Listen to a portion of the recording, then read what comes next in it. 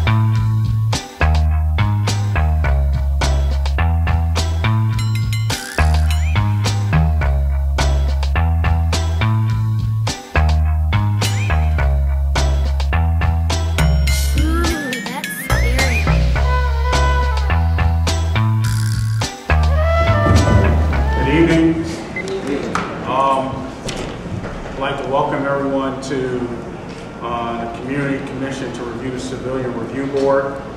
Just to give some background to what this committee is. It's a volunteer committee set up to review the process for filing a complaint against Rochester police officers. This committee is not going to tackle a lot of the issues that plague our community, like our relationship with the police, or the wrongdoings or right doings of the police, or the city administration. We are going after reviewing the professional standards process in the Center for Dispute Settlement process for filing a complaint, seeing if it's adequate for our community. And we will make suggestions to keep it as it is or change it to something else. So I want to make sure that we're very clear on what we're doing. Today, what we're having is that we've asked for citizens and police officers who have gone before the civilian review process to talk about their experience. You will be asked, the speakers will be asked a series of questions. We ask for the audience to respect each speaker.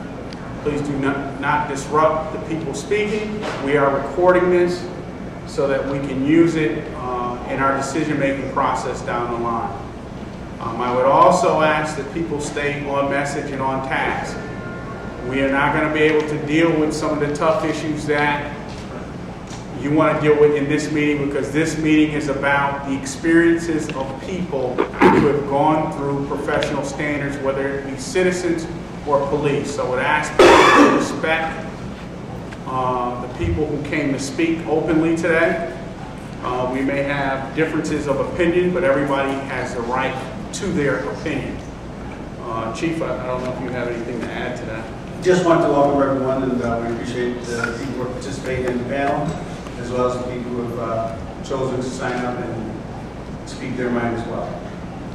My name is Theodore Loria, and I would like to start off tonight by apologizing to Chief Shepard, who invited me here Monday night, but I declined. But after everybody called me to be the voice for them, because a lot of them are afraid to come down and give testimony regarding their experience with R.P.D. due to retaliation and harassment. So I changed my mind, and I said, I'll come tonight. I want to give you my history. In the 90s, I sued the Rochester Police Department 4 times in federal court for violating my civil rights. In 1997, I had a favorable ruling by the Internal Affairs Division in my second case. The only reason why Internal Affairs made that ruling in my favor is because I had paperwork showing that the officer in question fabricated, backdated, and forged documents. If I didn't have that paperwork, they would have covered it up. Okay, now my next issue. In 2009, my family had a carpet store on Monroe Avenue. This is what brought me out again. And ironically, it cooperated with Emily Goodset. She did not cooperate with Internal Affairs. because the process is seriously flawed. And I'm a proven testimony to that, because on February 11, 2009 and July 24th, 2009, I was harassed by officers from the Rochester Police Department. I went to Internal Affairs regarding both incidents with my attorney, and my attorney requested to corroborate that I was telling the truth, to pull the police camera that was 30 feet in front of our carpet store, which they refused to do, never did. And the reason why they never did that, because they knew by pulling that film, it would have corroborated my claim. And this is the reason why Internal Affairs very seldomly sustains a complaint for the complainant, because if they do, they know it could be used against them in a civil matter. And it opens it up to all kinds of legal liability. This is things that the average person does not know. And to address it in question, especially the second incident. Hold on, Mr. Lord. We're supposed to ask you some questions. Okay. Okay. And some of the stuff that you're talking about is what you're going to be asked. Okay. So, because I want to keep the record straight, because we're recording this and we're going to use this later on. When did you file your complaint? I filed my first complaint. The first incident happened on February 11, 2009 at 458 Monroe Avenue. My attorney and myself, within a week, went down to professional standards on Lyle Avenue, made a complaint under stenographer. Okay, I told my side. They said they would investigate. My attorney, on the record, who was an officer of the court, requested the sergeant that was handling the investigation to please pull the footage from their own police camera that would have corroborated my claim. They never did that. That was the first incident. Okay. I got the why. You feel like the process was fair and open? The process, they make it seem like it's fair and open. But everybody knows that Internal Affairs is a very corrupt and very extreme biased entity of the Rochester Police Department that favors the police.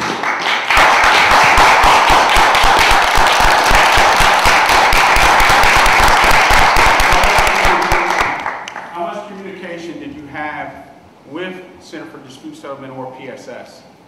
Center for Dispute Settlement has never contacted me ever. And with Professional Standards, how much communication? After the initial complaint regarding the incident on February 11, 2009, they never contacted me after the initial interview that was tape recorded. How long did it take to hear back for your results? Well, that's ironic, because after the Emily Good incident, it dawned on me that I worked so much, 70, 80 hours a week to go through phases of my depression. You know, I said to my attorney, let's call Professional Standards. I never got no response to both of my complaints regarding the incident at the carpet stores. So I called down there. They told me that I was not entitled to their findings. And I told the sergeant that answered the phone if he knew my history with R.P.D. and that I am entitled to the result of their investigation. And I explained to him that if he did not send it to me, I'd have my lawyer get a judge to sign a subpoena and force him to give us the conclusions. And now, when I did receive the conclusions regarding the first incident, then we'll get to the second one, which is more incomprehensible. How long did it take to get the conclusion out on the first one? It took them 2 years to send me the letters. Is there anything that you would suggest to improve the process? To improve professional standards, you cannot improve it because it's a biased entity. It's Rochester Police investigating Rochester Police. Everybody on Friday gets a check from the city of Rochester. That's a conflict of interest. You need an independent body that has no interest in the outcome, favorable or not favorable, to investigate claims, especially a serious claim or a gentleman lawsuit.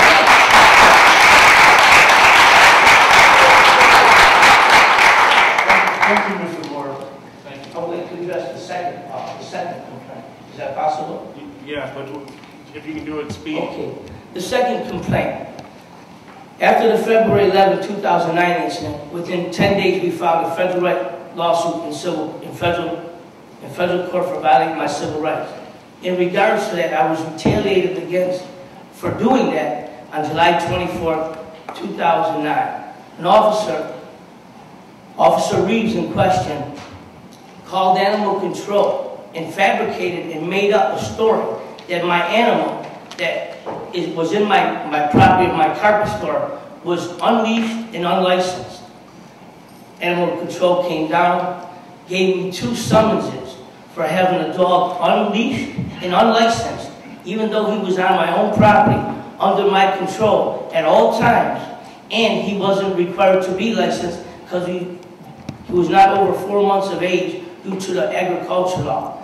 It cost me $900 to go to trial, with both officers never appeared at trial, even though they were notified. And in regard to this complaint, we asked them also to pull the tape. Matter of fact, the member is part of the commission here on the second complaint, Sergeant Ron Malley. We asked Sergeant Ron Malley, my attorney, to please pull the footage from the police camera, which will corroborate the dog was never unleashed and he was always under my control. But Mr. Malley said at the first meeting on September 15th of this commission, they do a fair and impartial investigation and leave no stone unturned. They go to all lengths. Cops don't like them, citizens don't like them. They go to whatever it takes to get to the fair conclusion of a complaint. But you know what? It's right here on the record. Why did they pull the tape from their own police camera? That's the most fairest thing to do. Never did it. Never did it.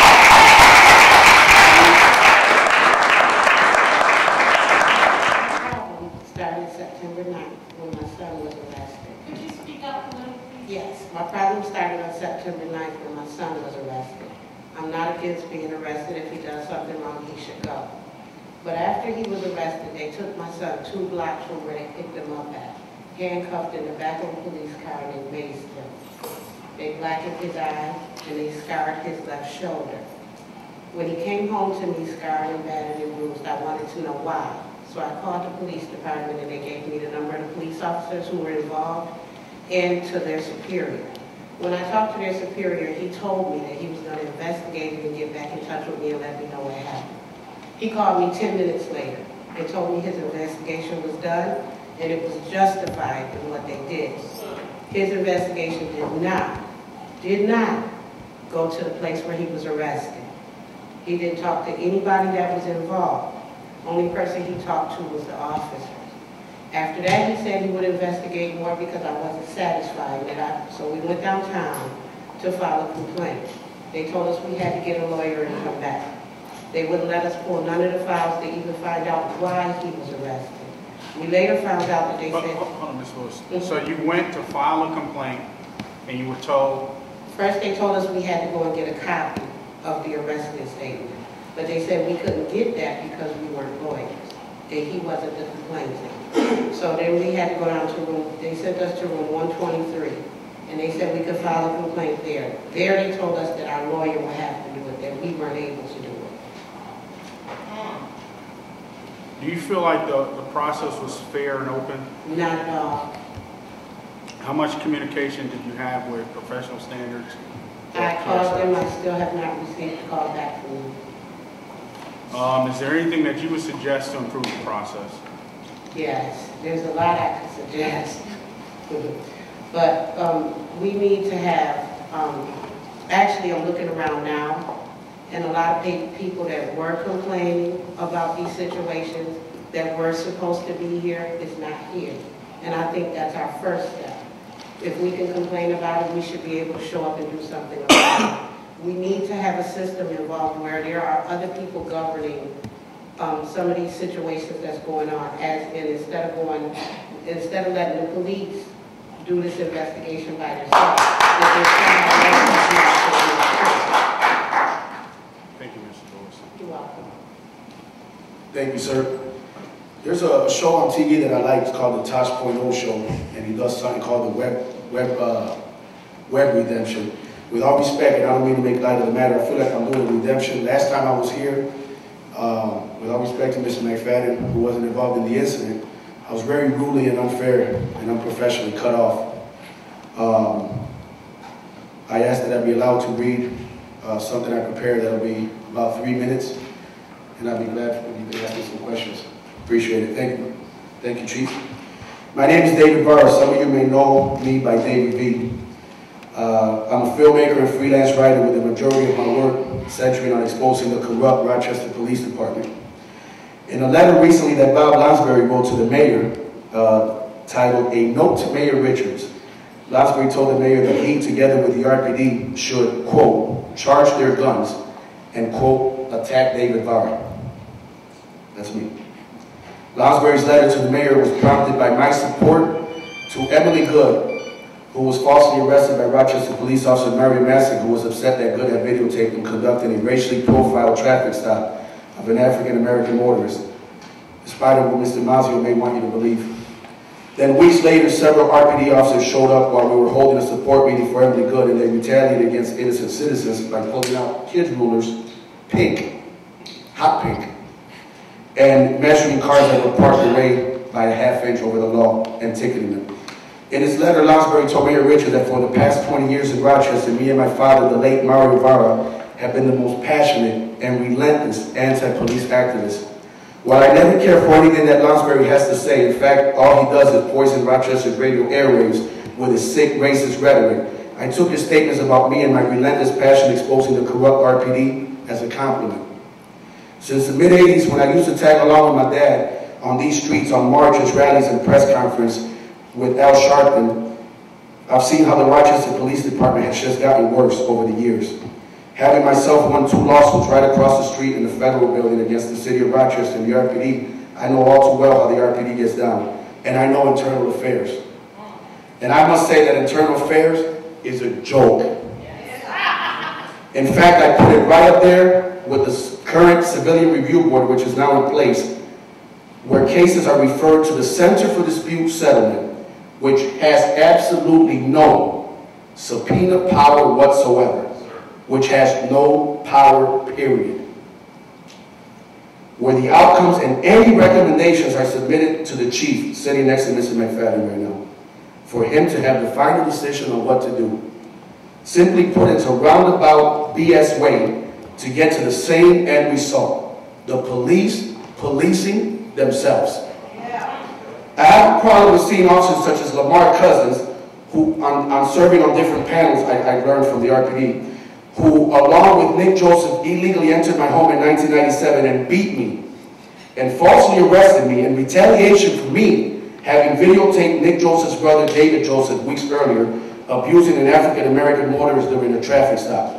I have a problem with seeing Officer David Joseph violate Teddy Lauria's civil rights in 1994, crossing outside his jurisdiction and going into a different town, kidnapping Teddy Lauria by forcibly removing him from his own home against his will, then David Joseph violating me and my family's civil rights in 96 and 97. Then after I won my federal lawsuit against David Barrett, Nick Joseph, Lamar Cousins, Theodore Caridi, Jason Varno, and Thomas Rodriguez, who just like me is a Latino and should be ashamed of himself. I have a problem with cops being rewarded instead of being disciplined. As David Joseph was rewarded after my federal lawsuit when the R.P.D promoted him to sergeant. What do all these cases have in common? At one point or another, internal affairs handle these incidents. And as is the case, 99.999% of the time, sided with the officers involved. A long time ago, I realized a sad thing. Just notice, Officer Caridi's in the room. You should stand up and take a bow. A long time ago, I realized a sad thing. Things don't change. The faces may change, but overall, things don't. And especially the corrupt Rochester Police Department, from Alicia McCullough, to Calvin Green, to William Odom, to Vandy Davis, to Craig Hurd, to Hayden Blackman, all African American, and all murdered by white, trigger-happy R.P.D cops. You see, nothing really changes, just the faces of the victims. Thank you, sir. Some of this you've already answered in your statement, so I would say this. How much communication did you have with CDS or PSS? PSS, in '89, I was beaten for mistaken identity by Goodman and Highland officers, and that was my first taste of PSS. And when my lawyer, Nira Kermish, got involved, she quickly put an end to that because at the time it was Sergeant Sammy Drayton, who I believe was also a pastor inside, and it was a joke. I mean, it was handled unprofessionally.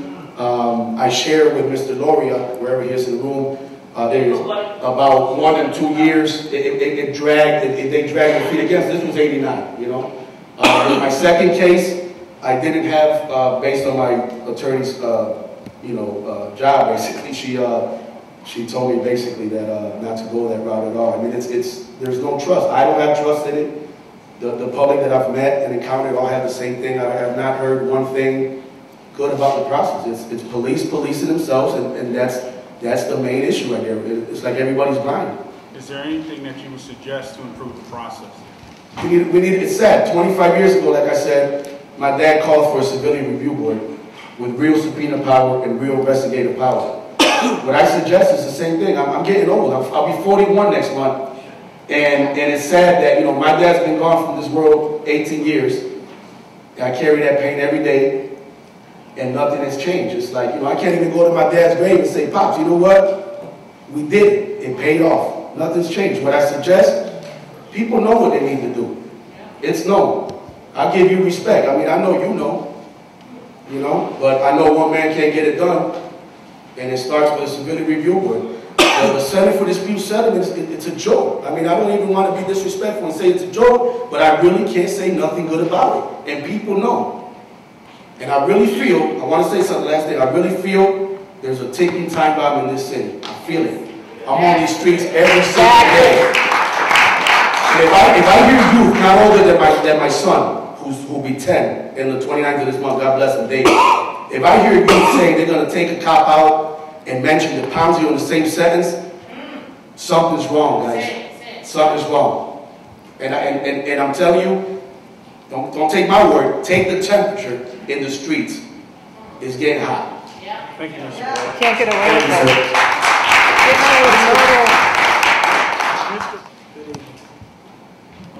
My first incident started with the Rochester police back in '99. My brother Omar Broomfield shot a police officer. And ever since he shot a police officer, the Rochester Police Department has been harassing me, trying to physically abuse me. My car had got shot up in '99 on Jefferson Avenue. And the Rochester Police Department told me if they knew I was Omar Broomfield, bro, they would have shot me, they effing self. So at the time, I went to Internal Affairs. After the police told me if he see me in Jefferson Avenue neighborhood once again, he was going to have me killed. Well, I've tried to went to Internal Affairs and tried to talk to them, they brushed me off. So I left it alone. I never went through it because I didn't want to get hurt by police officers. So on September the 27th of this year, I was in my house. My wife had an appearance ticket warrant. She was appearance ticket. We got back from out of town on Saturday. She was gonna go handle it up Monday after school. She go to MCC, Monroe Community College. So what happened was, I opened up the door. They said this is Rochester Police Department. I opened up the door. Now I sleep on the couch in my house sometimes in the morning. My wife told me she gets sick sometimes, so I didn't know she stayed home from school. So she was upstairs in the room. So when I went to the door, I opened up the door, and the Rochester Police Department said, they said it's the Rochester Police Department. So I was like, okay, yeah, what are you here for? It's like, Sierra, your wife got an appearance ticket that you need to clear up. I said, well, she's at Monroe Community College. She's in school right now. So he was like, when she come home, can you please tell her that she need to clear up the appearance ticket at the public safety building? So I was like, all right, officer. So I got ready to close the door. He's like, can I search your house? I said, well, do you have a search warrant? They said no, and pushed the door. I hit the wall. As he came in the house, he walked through the house. He started searching the house, looking all through the house, everything. Next thing I know, I'm telling him, can I please see a search warrant? I keep asking the officer, can I please see a search warrant? He said no. The other officer, badge number 8, punches me in the chest. My wife comes out the room down the stairs as he punches me in the chest and jumps in between us and says, my husband is a diabetic. They took her out the house. As they took her out the house for her appearance ticket, the one officer, the first officer who punched me in the chest followed me upstairs. I was mad. I cursed. I said, yo, this is wrong what y'all doing to me. Y'all abusing me in my own house. You know what I mean? You got the person you came for. You know what I mean? So why is you abusing me still following me? So when I went upstairs to put my clothes on, the officer badge number 8 told me he was going to beat my effing butt in the room. So the other officer came upstairs, was threatening to beat me too. So I said, what y'all gonna beat me for? I ain't even do nothing. So he was like, just shut up. Did you want to just try this mother effort right here? So I said, no. I said, yo. I said, why is y'all beating me? Why is y'all going to keep try to beat me in this room? So the other officer finally came back and was like, after dealing with my wife, came back and said, the badge number 8 asked the other officer, what you want us to do with this brother effort? So he's like, you do whatever you want to do with him. So they said, we taking him to jail. So I said, all right, let me put my pants on. As I get my pants on, he puts me up, he cuffs me, I let him cuff me. I walk out, I don't resist arrest. I walks out, I goes out to the car, I see a neighbor, and the neighbor, I tell her to go get my mother, because my mother lived 2 doors down from me. So. It's all our pain. We share that pain. And she go get my mother, the officer puts me in the backseat of the police car. So as I'm in the backseat of the police car, the officer tells me, shut up. So I'm like, this is wrong what you doing to me. I ain't even do nothing. You know what I mean? I'm law-abiding citizen, I'm living by the law, I'm not doing nothing. So he puts me in the backseat of the car. Then he gets out and maces me. He say, oh, he spits on me. Then he gets out the backseat of the car and maces me in the face. I'm handcuffed and everything. I'm not doing nothing. I turns my face. He maces my whole face, my whole back up, and then rolls up the window. I couldn't even breathe. I tried to call my mother who's sitting back there. I tried to call for her, and it was like I was dying back there. And then he talked about him and his other officer, the other officer who was with him, talking about taking me somewhere, beating me. I'm talking about physically beating me. I yelled for my mother after I could finally grip my gas for air. I yelled for my mother to follow me. They takes me in the parking lot. I'm a diabetic. My wife telling them to get his machine to test his blood sugar. They like, no, we not doing nothing. They cursed my mother out. They talked to my mother like she was nothing.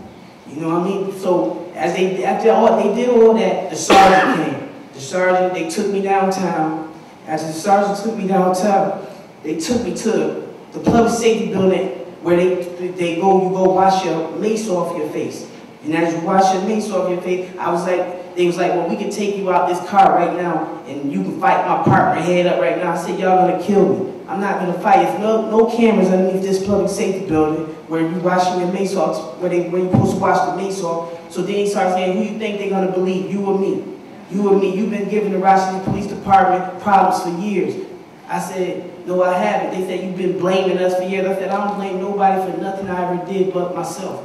So they tell me to get out the car. I'm scared to get out the car because I'm thinking they're going to beat me when I get out this car. So my family called and looking for me. So the Rochester Police Department tell me, well, we just waiting for the supervisor. We waited there for an hour. So I finally agreed to get out the car to wash the mace up off me and stuff like that. And the whole time, I'm asking them, yo, I did not spit on you, man. You maced me for nothing. You did nothing. You did this to me for nothing. The officer said, well, it's our word against yours. They're not going to believe you in a courtroom. So I just left it at that. After that, they took me to Central Booking, and I post bail. My bail was $600. But what they did to me was wrong. I went to the professional standards. Like the man said, I feel like professional standards was a joke. It's like they are really the same people, like they should have people out of town investigate the Rochester Police Department.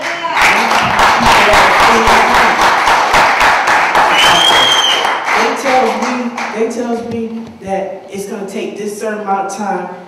The one sergeant, the white guy, sergeant, he talking to me like I'm the one who violated one of them.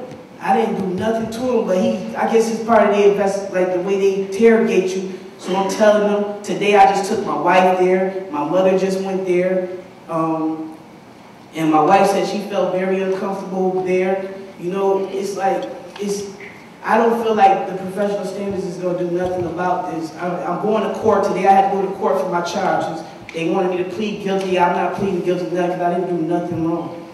You know, I told them, it's just unfair the way they treat people in Rochester. You know what I mean? My brother shot a police officer, and I'm not gonna lie, it was wrong. But they don't have no right to take it out on me. I'm not him. You know what I'm saying? And that's just what it was. Mr. Brumfield, let me ask, so you did talk to professional standards? Yes. Okay. Thank you, Mr. Brumfield. So I've never filed a complaint, but I did try one time, and I told that story up here once before. I was in jail getting fingerprinted, and the person taking my fingerprints said some really ugly things that I wanted to report. It was very unprofessional. We were having, you know, amongst sort of the arrestees, a political conversation, and she said, you know, I'd rather see people bombed than on welfare, and that just, I thought that that was really unprofessional, and I tried to file a complaint, or I wanted to file a complaint, but I went to the Hall of Justice and asked at a few of the stations for the clerks, and the only place that they told me to go, I didn't know about the Center for Dispute Settlement. They just told me to go to the police department, and I didn't feel comfortable. I just knew that that wasn't the right way to file a complaint, so I ended up not filing one. But in the arrest incident from my front lawn, I did have contact with professional standards. In fact, I had unwanted contact with professional standards because I felt unsafe with them coming to my house, and they came more than 4 times to my house. And from the first time that they came, I said, I don't want to talk to you. I have a lawyer. You can, you know, this doesn't, please, you know, like, maybe we could talk on the phone. I'm alone in my house and I don't want to talk to you. They came to my front porch and stared me down. Twice they left cards. So I thought that that was really intimidating. And they also said, you know, they were trying to come investigate the burglary. And, you know, I said, I don't want to talk about it. I really didn't feel like they should be investigating the burglary either. And they said, they made me feel, they said in a very kind of condescending way, you know, this is apples and oranges. We're here to investigate a burglary. I don't know what you're talking about. This has nothing to do with your lawyer. You really don't need to tell us to go away. We just want to have a conversation to make your neighbors safer. And you know, after telling them in their, you know, staring me down, you know, I'm alone in my house, telling them I feel unsafe. This really isn't a good, you know, situation. They just, you know, said that you're completely not cooperating, and they said, you know, you shouldn't have to get your lawyer involved in that. And I thought that that was extremely disrespectful. I mean, so that's some of my experience. And then also regarding the internal investigation, I know that there was a press conference in which they said that there were internal investigations completed that dealt with my arrest and with the Rulers incident. And, you know, I have no idea what the internal investigation involved, but they did not speak to any witnesses. I mean, there is one of my neighbors who witnessed the entire incident works at City Hall. I'm sorry, but there were very legitimate witnesses all around, and they never talked to any of them. They didn't even try, and they weren't hard to get a hold of. They made no attempt to find out anything. They didn't make any attempt to talk to the people who got tickets, and then, you know, every news channel is saying they're being uncooperative. There was no attempt to reach out. People were interested in talking about that incident, and there was no effort. So, you know, I was really disturbed by, you know, Mr. Mazzeo sitting back there told lies about me on like, you know, all the media stations. He said that I had contact with the police officers when they pulled up. That's a dead lie.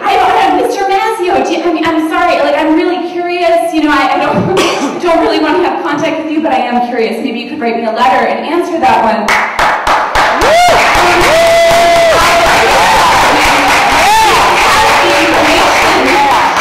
They absolutely tell lies all the time, in my experience. Oh, okay. Yeah. Could we do this refrain from any speakers addressing one person, because it's really the commission that you need to address? Is there anything that you would suggest to improve the process? Yes, remove Mr. Mazzeo from the commission. Remove all police from the commission. Actually, scrap the commission and institute an independent civilian review board. Invite the Department of Justice to come in and investigate the Rochester Police Department, because we have years of corruption deeply embedded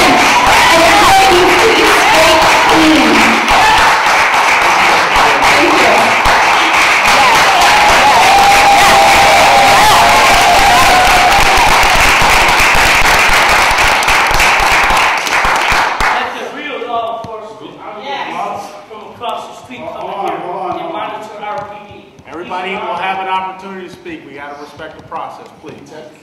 Good afternoon. Good evening, I'm sorry. Good evening. My matter started November 10th, 2010, probably about 10 o'clock that evening. I was headed home from the YMCA in Rochester, New York, the Carlson Center. As I turned onto my street, I was living off of East Main Street at the time on Minnesota Street. As I turned onto my street, there were some police officers lined up in their vehicles. So I stopped being courteous because I saw that there was a police officer standing off to the side of the road. So I stopped to allow him to pass, allow him to cross the street to get to his vehicle. So as he proceeded to go across the street, he stopped in the middle of the street and shined his light at my direction, and he started coming toward me. I rolled my window down and asked him, could I help you? He asked me where was I coming from. I told him where I was coming from. He asked me, did I have a driver's license? I said, yes, I have a valid New York State driver's license. I have insurance, my car is legal. At the time I was driving a 2009 BMW. And so at the time I'm talking to him, his partner comes up on the other side of my vehicle and starts pounding on my car from the trunk all the way up to the passenger side window. And when he got to the window, he started pounding on my window, not knocking, but pounding. So I rolled my window down and he started asking me questions about where was I coming from. I told him I was just coming from the gym. He was asking me about what type of exercises was I doing, so on and so forth. So then the other officer said, well, listen, if your driver's license is fine and you don't have any warrants for your arrest, you're free to go. Gave him my driver's license. We're sitting there waiting. He passes my driver's license off to his partner. His partner goes and does what it is that he does and comes back and said he's okay. So the officer says to me, okay, well, you're free to go, but just remember we're going to be in this neighborhood quite a bit because the neighbors don't like people speeding and not wearing a seatbelt. I said, okay, but remember this, I said to him, yeah, you should come back around because my car has been vandalized several times. So as I drove off, they let me go. As I drove off, I lived right on the corner of Minnesota and Atlantic Avenue at the time.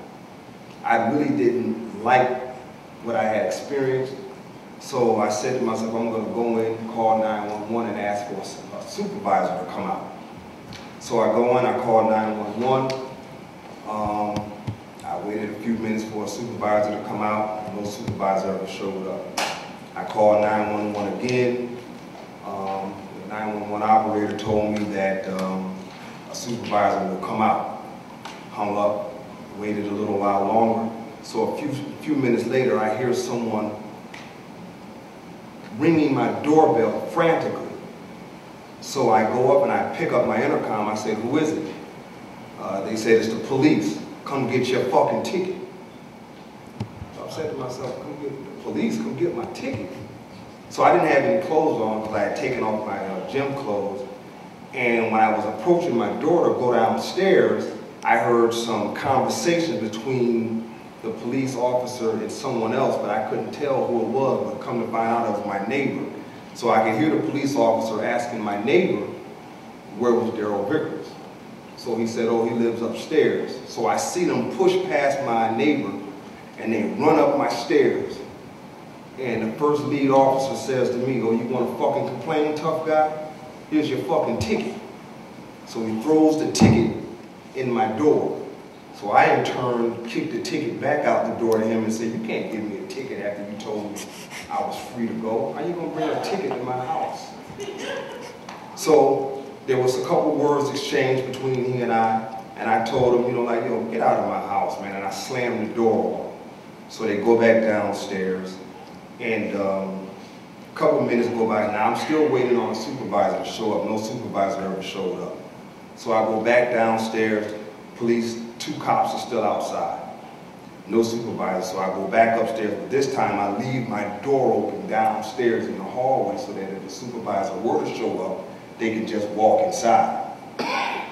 Go back downstairs a couple more times, and I'm standing in the doorway. I never went outside. I'm standing in my house, and another cop car pulls up, and this other officer gets out, and I hear him say to the two cops that are there, "Is that the guy there?" So I hear him say, "Yes, that's the guy." So he starts running toward my house. So I close my door to go back upstairs.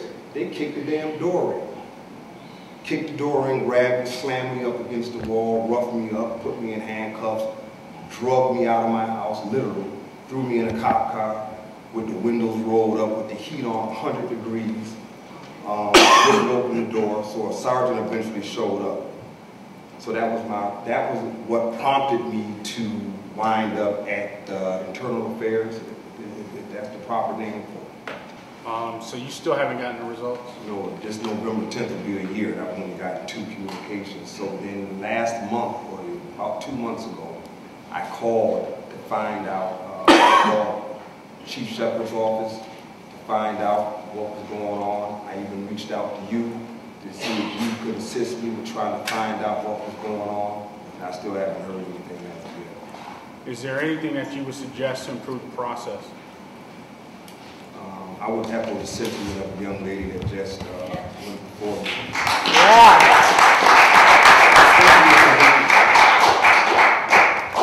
It's all speakers that we have signed up to speak, and I did get a number of phone calls, I have to put this on the record, of both officers and citizens who were not comfortable in speaking publicly about their experiences. One of the speakers asked me to say that they had completely lost trust in the process, and I said that I would. Also ask something that I forgot. Moving fast forward, my case was basically thrown out the court. Okay. That they felt that the reason why they wouldn't come and speak is because they were just tired, and that they had lost trust in the process as a whole. So I said that I would repeat that. But with that being said, that the commission that was formed by a council president who called on me to chair this. This is not an easy thing to do. And I know that I've been seeing some of the blogs and people calling me, asking me, is it a smoke screen? Are we really going to do something? Speaking on behalf of the committee, we are trying to actually really look at our process of how we do business, and we will make suggestions as to whether we feel it's adequate or not adequate. But I would ask, again, respect the process. I'm not one of these people. Trust me. I'm not going to play with people. Straight up. Respect the fact that we're doing this. This is not easy. A lot of people, I got the floor. A lot of people have put their time, energies into this. The council member that did it before me, I remember when I came on the council, he told me he got death threats for trying to do this. So this was not something that I was signing up to do. So I will not be disrespected by anybody. Let's be clear on that. But with that being said, I promise you that we will do our due diligence. We will be open and meeting. We have not done any closed meetings. It would be very easy for me to go in executive session and not have these sessions public. But we are not going to do that. This is going to be an open process. Okay? So I would ask for people to be respectful, to understand that this is not easy, that Rochester is not the only place trying to fix this, that we are trying to make this community better. And the next step for us will be, next month we're going to put on, in my mind, what we have to do is mock situations of when people have issues, what they do when they call professional standards or the Center for Dispute Settlement, what happens. Because there are a lot of folks in this community that don't know the process. So it may seem like it's slow, but everything takes time. But we will get to a point where we're making suggestions. But I would ask people to be respectful to the folks that are serving on this committee, to the people that are putting their energies into this. This does not have to be an open process. I have the authority to make it closed, but I will not do that to you. But you got to trust that we're going to try to do this right. So with that being said, we need to set another meeting date for November. We're going to review the process for filing a complaint. There's a legislative process and there's an investigative process, so that the community understands. Some of you have been working on this a long time, so you may have an understanding of it, but the broader community does not. So we have to go through that process, and we will do that next month. And I know next month is a holiday, so the Wednesday that we probably would have had this on is before Thanksgiving. So I'm suggesting the Wednesday after Thanksgiving, if that works for the committee. Does that work for everyone? The 30th of November. Is there, committee, is there any other business to come before us? With that being said, we are adjourned. It's too late for you back.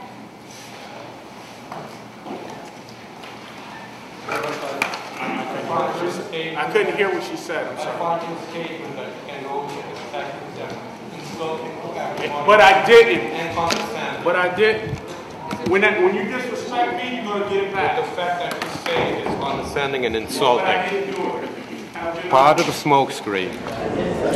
Look, I'm from Philadelphia, and I'm old enough to have been in Philadelphia when the police commissioner was Rizzo. And for those people who might remember that name, it's a name that sort of epitomizes the kind of attitude that police can but don't necessarily have to have against the citizens.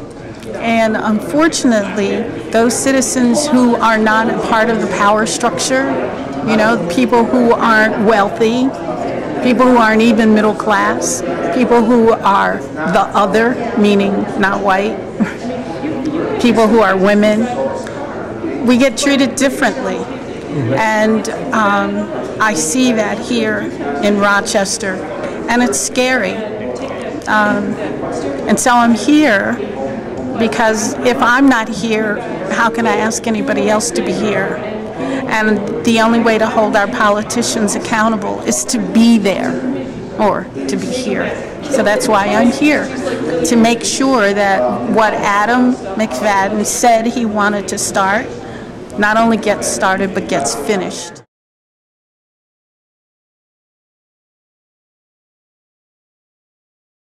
Disappointed that people are afraid of retribution from the police, so afraid of retribution that they can't even complain to the people who are supposed to be taking care of them. I mean, and I don't want to think that Rochester is a police state because, you know, that them's fighting words. And I really want us to be working together to build a safe community for everybody. But it sure feels like some of the criteria of police state are working when people are afraid to come up and complain about the people who are supposed to be serving and protecting them. Like I heard someone else say, nobody apologized to those people who testified for a process that didn't work for them. Nobody apologized. Just standard questions, you know, did you complain to the PSS? Did you talk to the Center for Dispute Settlement? How long did it take? You know, somebody could fill out a survey and answer those questions. That's kind of bogus when you have people telling you their heartfelt stories.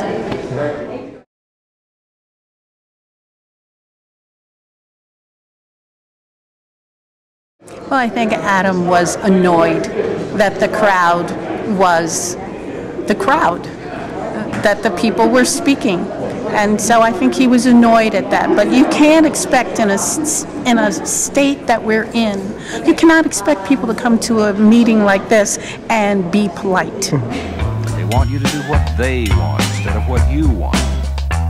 Now there are 3 things that you can do about grown-ups. 1, you can ignore them. 2, you can quarrel with them. 3, just say, well, you smell like a piece of doo-doo. That is the smartest thing you could possibly do. Try putting it into practice with the grown-ups in your